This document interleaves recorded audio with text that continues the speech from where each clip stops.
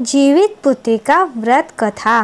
पौराणिक कथा के अनुसार जब महाभारत का युद्ध हुआ तो अश्वत्थामा नाम का हाथी मारा गया, लेकिन चारों तरफ यह खबर फैल गई कि द्रोणाचार्य का पुत्र अश्वत्थामा मारा गया। यह सुनकर अश्वत्थामा के पिता द्रोणाचार्य ने पुत्र शोक में अस्त्र डाल दिए।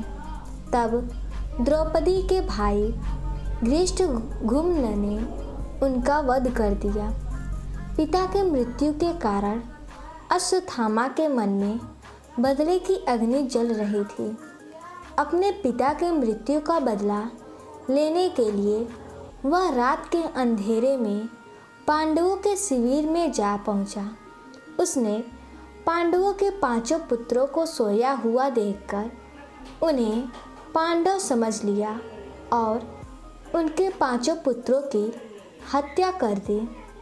परिणाम स्वरूप पांडवों को अत्यधिक क्रोध आ गया। तब भगवान श्री कृष्ण ने अश्वत्थामा से उसकी मणि छीन ली, जिसके बाद अश्वत्थामा पांडवों से क्रोधित हो गया और उत्तरा के गर्भ में पल रहे बच्चे को जान से मारने के लिए उसने ब्रह्मास्त्र का प्रयोग किया। भगवान श्री कृष्ण इस बात से भली भांति परिचित थे कि ब्रह्मास्त्र को रोक पाना असंभव है, लेकिन उन्हें उत्तरा के पुत्र की रक्षा करना जरूरी लगा। इसलिए भगवान श्री कृष्ण ने अपने सभी पुण्य का फल एकत्रित करके उत्तरा के गर्भ में पल रहे बच्चे को दे दिया, जिसके फलस्वरूप बच्चा पुनर्जीवित हो गया। यह बच्चा बड़ा होकर राजा परिचित बना। उत्तरा के बच्चे के दोबारा जीवित हो जाने के कारण इस व्रत का नाम जीवित पुत्रिका व्रत रखा गया। गर्भ में मृत्यु को प्राप्त कर फिर से जीवन मिलने के कारण इसका नाम जीवित पुत्रिका रखा गया। तब से ही संतान की लंबी उम्र और स्वास्थ्य की कामना के लिए जीवित पुत्रिका व्रत किया जाता है। जीवित पुत्रिका व्रत की दूसरी कथा। इस कथा के अनुसार गंधर्वों के एक राजकुमार थे, जिनका नाम जीमूतवाहन था। वह बहुत परोपकारी थे। उनके पिता ने राजपाट छोड़ दिया और वन में चले गए। इसके बाद जीमूतवाहन को राजा बना दिया गया। वह राजकाज ठीक से चला रहे थे, लेकिन उनका मन उसमें नहीं लगता था। एक दिन वह अपना राज्य छोड़कर अपने पिता की सेवा के लिए वन में चले गए। वन में उनका विवाह मलयवती नाम की एक राजकन्या से हुआ। एक दिन जब जीमूतवाहन वन में भ्रमण कर रहे थे तो उन्होंने एक वृद्ध महिला को विलाप करते हुए देखा।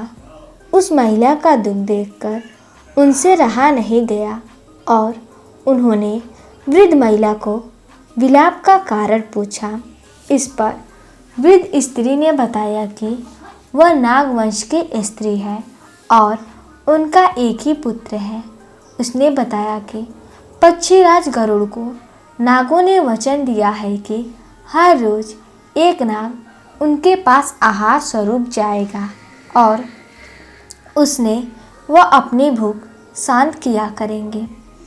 उस वृद्ध ने बताया कि आज उसके बेटे की बारी है। उसका नाम शंखचूड़ है। शंखचूड़ उसका इकलौता पुत्र है।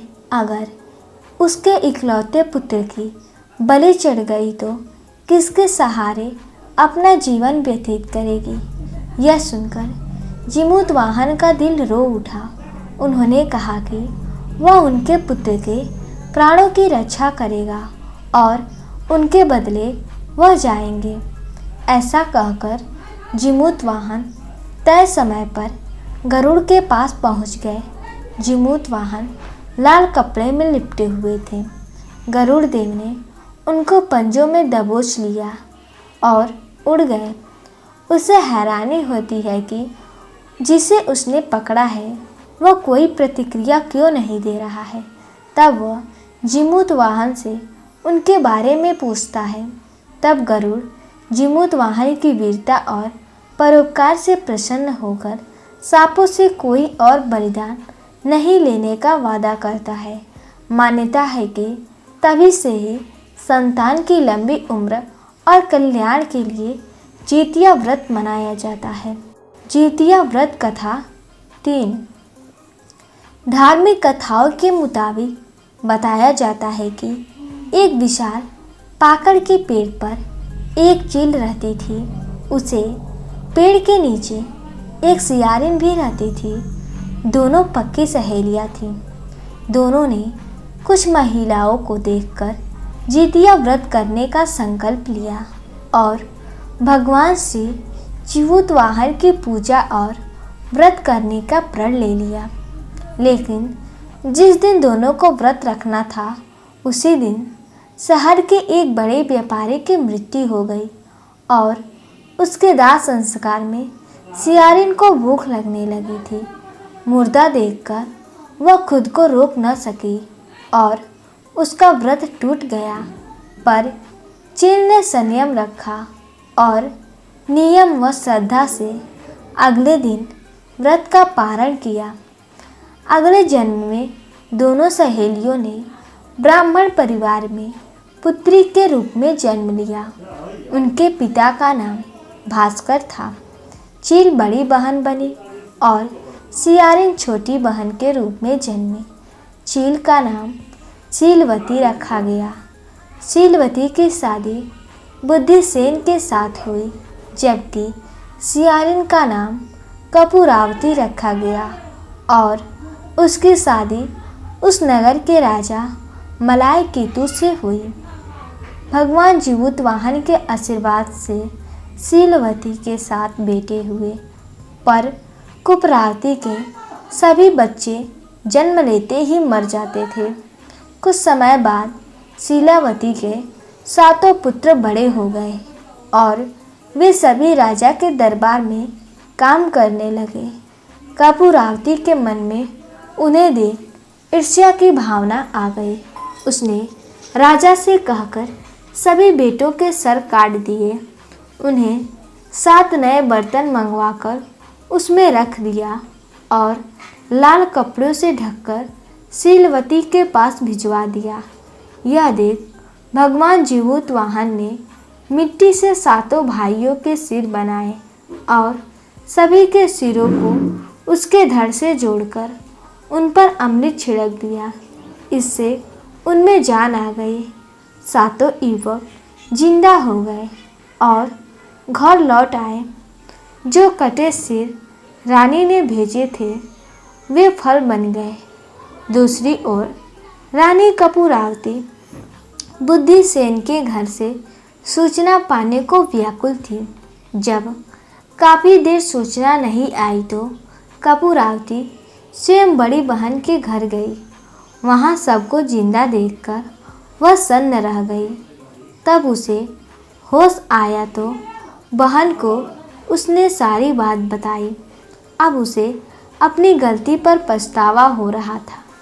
भगवान जीमूत वाहन की कृपा से शीलवती को पूर्व जन्म की बातें याद आ गई। वह कपूरावती को लेकर उसी पाकड़ के पेड़ के पास गई और उसे सारी बातें बताई। कपूरावती बेहोश हो गई और मर गई।